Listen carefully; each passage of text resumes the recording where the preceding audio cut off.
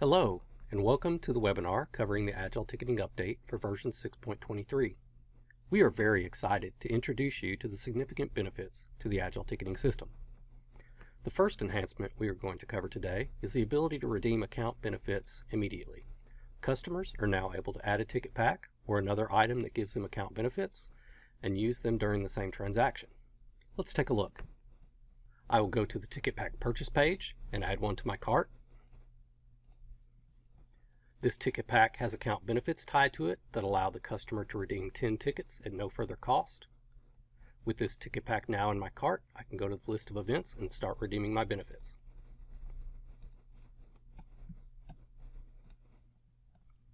I can see the pack redemption option available since I have a ticket pack on this order.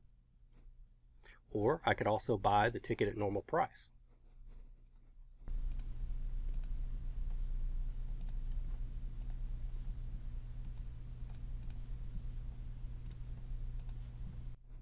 Once I have completed my selections for now, I'll go back to the cart. From here, I can finish out my order as normal and pay for the ticket pack along with my redeemed tickets. If I decide to change my mind on the ticket pack and remove it, the system will automatically remove all of the related tickets. The same options are available for sales agents using the app to redeem account benefits during the same transaction as well. The next enhancement on the list is an integration with the movie database for getting information about films. With this integration, you can quickly look up a film by title and include those details with your film offerings. Let's take a look. To start using this feature, it must be enabled in the System Control area. I will go under the Settings folder and choose System Control. I'll scroll down to the new Movie Database Options area. Here I can view the terms of use for the movie database, or TMDB, and choose to enable it by checking the Enable Searching Movie Databases. Next, I will map the metadata properties from the movie database to those custom properties that are defined within our organization. If I don't want to use a particular property, I just choose the Don't Map This Property option. Once done, we'll click OK and save that. Now that the feature has been enabled, I'm going to go add a new show in Portal for a film we are going to have. I will start adding the show. I'm going to place it in the streaming folder. And I will start out just like normal by filling out the name of the film. When I finish typing Minari, the system will automatically do a lookup by title to see if it finds a match in TMDB or the movie database. I can click on the search icon and take a look at the search results. I can dig into the details of the film and I can choose to uncheck properties that I don't want to include. Or I could also check some of these extra images that I do want to include. Here we can see a great deal of metadata is available.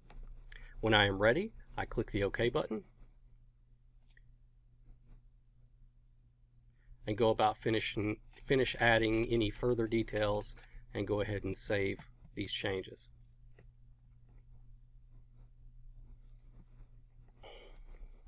This new search tool can be used to update information about an existing show as well. So I'm going to search within our current list of shows and pull up Die Hard, one of the best Christmas movies, if I do say so myself. I can click on the search icon, search for that title. Here I have a large number of results.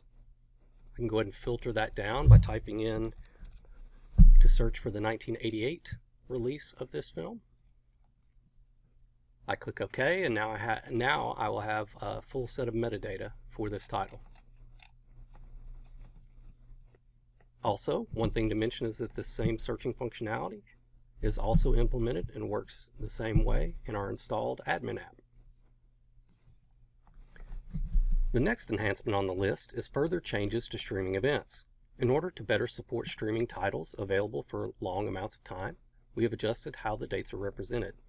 we've made the streaming dates more context-based on whether they are currently available. Let's take a look. I will pull up a basic alphabetical list of streaming titles. Here, I can see that the dates in the list have changed based on their current availability. I can see that the FTA title is available now and has some date secondary text defined as well. Keep an Eye Out is going to be available on April 15th at 9 p.m. Test Pattern is one that is available, but only until tonight at 11:59 p.m. So we set this title to show the end availability date. The last title, Very First Farewell, is one where we have multiple virtual show times for watch parties and discussions with the director. These date changes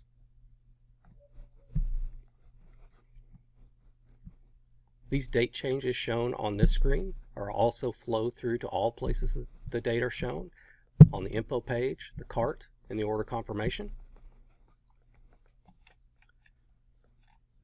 Another thing we notice is that we do not show the watch button by default with the buy button anymore. We have made this more dynamic based on whether the customer is signed in and that they have already purchased the title. I will click on the call to action to sign in to access my purchases.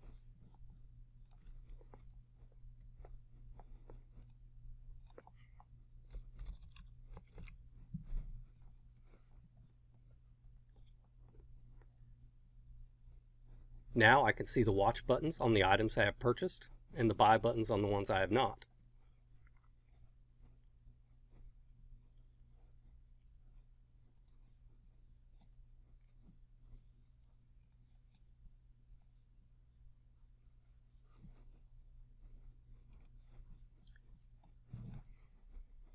We've also made redeeming streaming events easier for customers that have membership or account benefits. If I click on Keep an Eye Out, the system sees that I have a benefit for a free ticket and asks if I want to use it. If I were to choose no, I could then choose the price level I wanted to purchase instead of using the benefit. If I click yes, it'll go ahead and finish out the order and take me directly to the streaming page. Lets me know when access will begin. The My Calendar page has also been updated to better deal with streaming titles. I will go to the My Calendar option under my account. We can see that the page is now broken out into Current for currently available titles and events, Upcoming for titles that have not started yet, and Past for those titles and events that have ended. The availability for streaming titles is also shown in this area. And we'll also see, just like mentioned earlier in the video, the availability is shown for streaming titles, and in those cases where we've already started streaming it, it does let us know when our access is going to end. The next enhancement on the list is further changes to emails and letters support in Portal. We have added the ability to define email and letter templates, as well as snippets for small reusable blocks of information. This should simplify the process of making emails that may need to be produced frequently. Let's take a look. I will go to click on Customer Relations and choose Emails and Letters. Now I can see that there's an option to view and add templates and to view and add snippets. A template is used to lay out the whole look and feel of a letter or email that can be reused.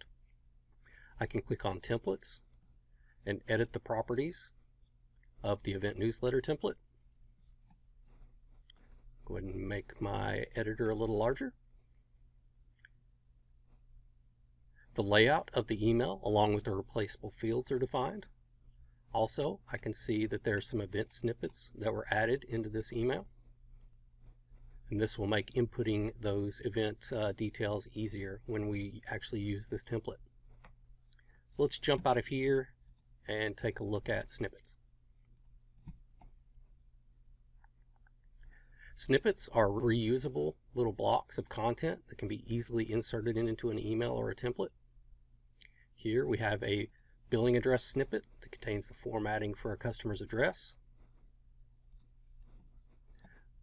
And we have the vertical event snippet containing things like the thumbnail image, the name of the event, its underlying extra descriptive line, a short description, as well as a link to purchase and learn more. Saving this kind of information as a snippet makes it easy to add event data in this format into the emails. So let's see these new features in use. I'll go to add a new email. Here I'll choose my data set, and I can optionally choose to start from a template. I'll go ahead and choose that event newsletter template.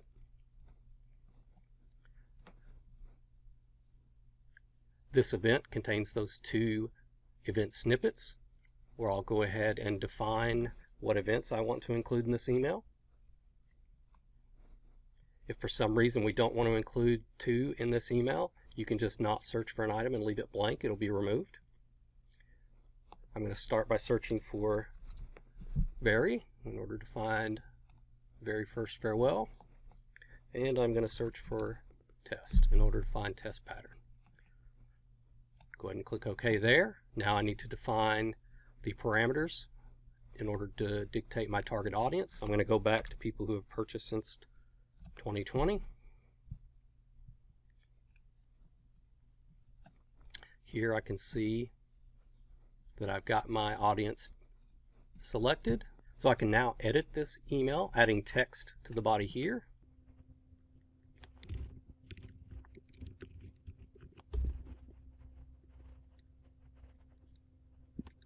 I can see where the snippet and the fact that it's the very first farewell and test pattern were the events chosen. I could potentially add another event snippet by choosing to insert that vertical event snippet here. For now, I'm just going to go ahead and preview this email. And we see that we put together this communication, including info about the events, very quickly. The next item on our list is with new support for partial refunds on Bluefin terminals. We've added new capabilities to refund without having to use the PAX terminal or have the customer's card number available. Also, it is now possible to refund part of the amount back to the original card. There's a small amount of setup needed in order to get this going. You can reach out to your customer service rep, and they will instruct you on how to get the needed credentials from your Bluefin account in order to get this set up.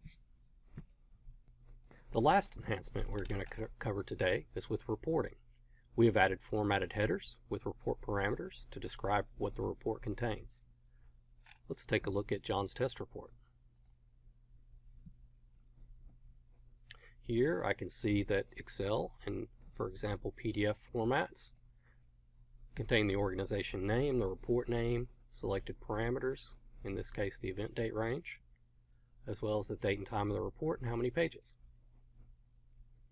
Also, we've made changes to the gross revenue box office statement, gross revenue for ComScore, event sales by day, and the ComScore Swift extract. These reports will now report streaming revenue on the day they happen once the streaming event is started.